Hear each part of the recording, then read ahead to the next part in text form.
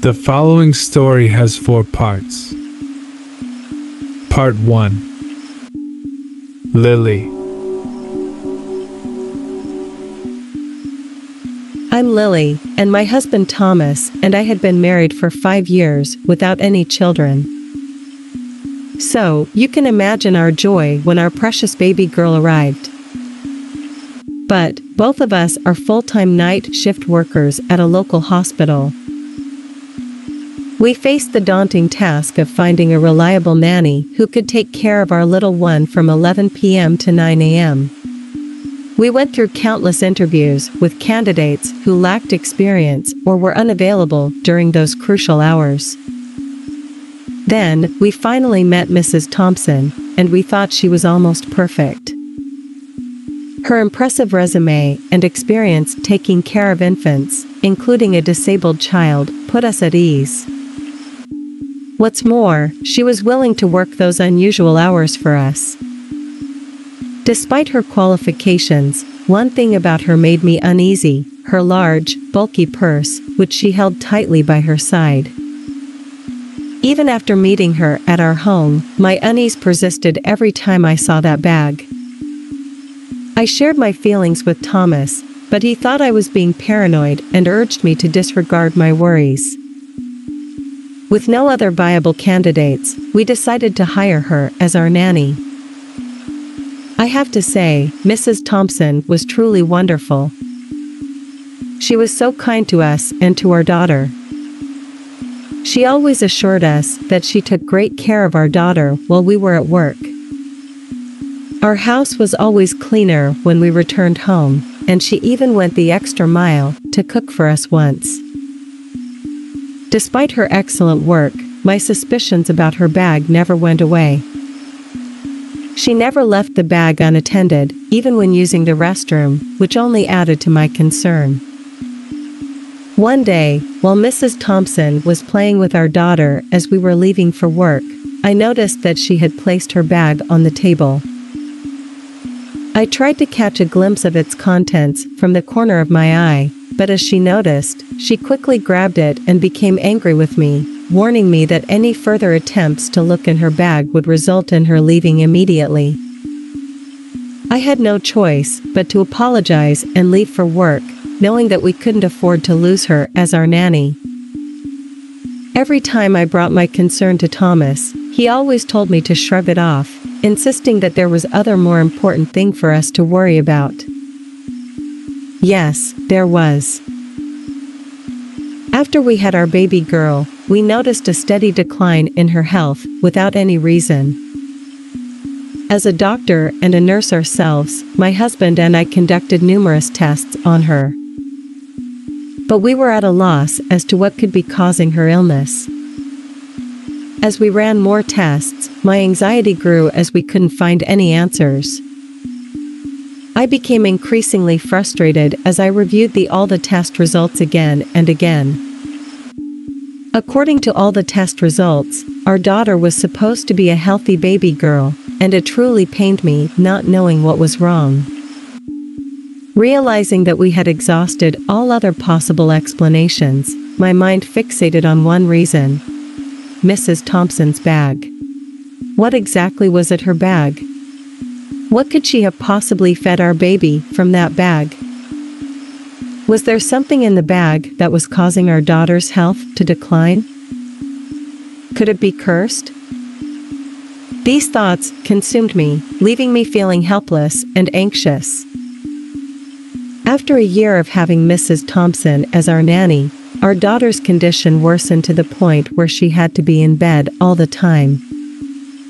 Although Mrs. Thompson could sense my increasing frustration and anger directed towards her, she remained calm and reassured us that she had done everything in her power to care for our baby girl. However, I found it difficult to believe her words. As I finally decided to replace her, one day upon returning home from work, we discovered that our daughter had passed away in her bed and Mrs. Thompson had disappeared without a trace. We were left heartbroken and devastated. A funeral was held for our baby girl, and I was overcome with emotion throughout the service. To this day, I still wonder what was inside her large and bulky bag, and if it had any relevance to our daughter's illness.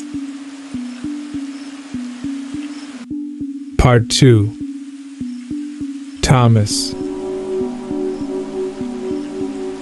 My name is Thomas, and I am married to Lily. Unfortunately, we were unable to conceive a child despite trying everything we could. Lily had been deeply depressed about it. We had considered adoption, but as full-time night shift workers at a local hospital, we were always busy and never had a chance to inquire about it. One day, while taking a break behind the hospital, I heard a baby crying. I followed the sound and found a baby girl lying in a box next to a dumpster.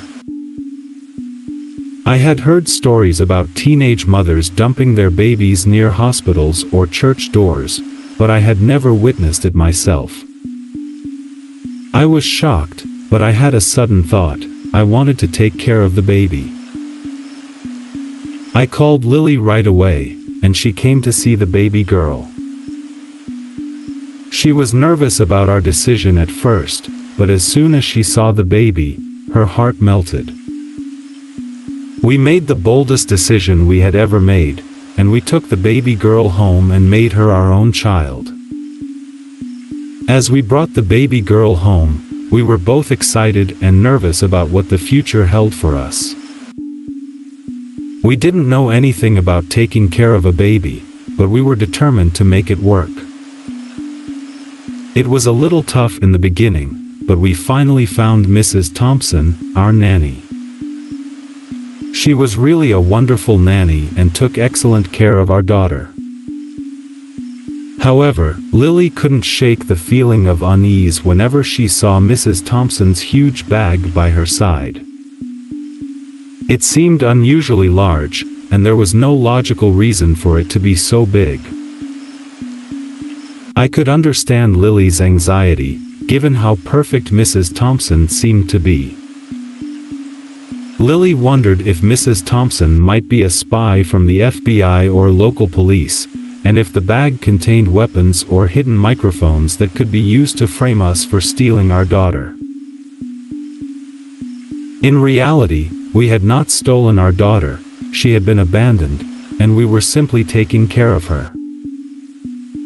After we had our baby girl for a month, I noticed something off with our baby girl's behavior. I became concerned and decided to secretly take some of her blood to our lab for testing. As a doctor, I sensed that something was wrong even though Lily didn't notice anything unusual. The results of the tests were shocking. Our daughter was unhealthy and showed signs of diseases that typically only affects older people.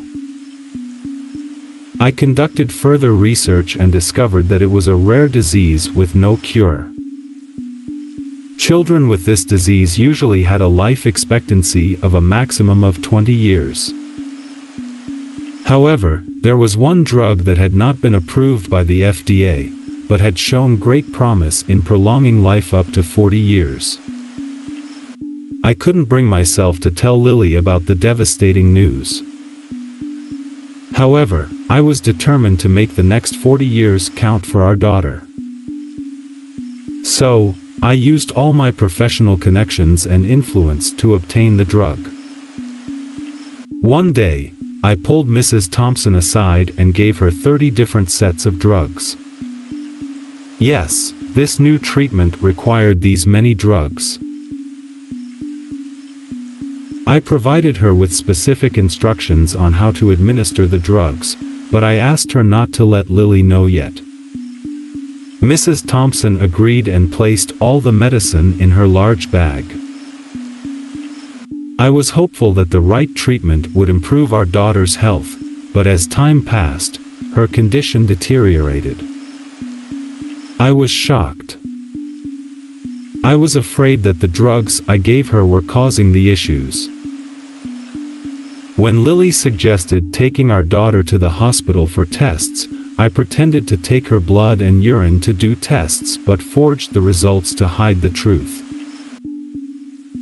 Despite the falsified test results indicating that our daughter was healthy, her condition continued to deteriorate with each passing day. Lily was sad and frustrated, and again became paranoid toward Mrs. Thompson's bag and suggested stealing it to see what was inside.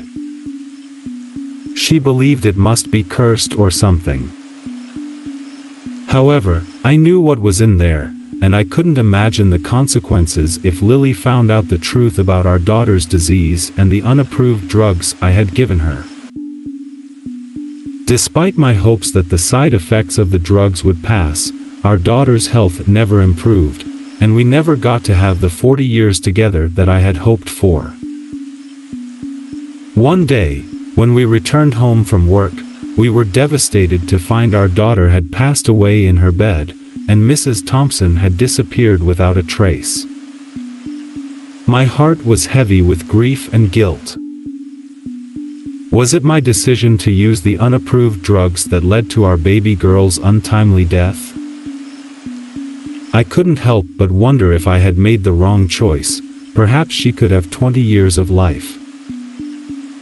I had trusted my medical knowledge and thought I was doing the best thing for our daughter, but now I realized how wrong I was. The 30 sets of drugs that I had given Mrs. Thompson were not suitable for a baby, and it was a terrible mistake that I would regret for the rest of my life. Seeing Lily crying so hard at the funeral only made me feel worse. Even to this day, I keep asking myself, what have I done? What did I do? To be continued.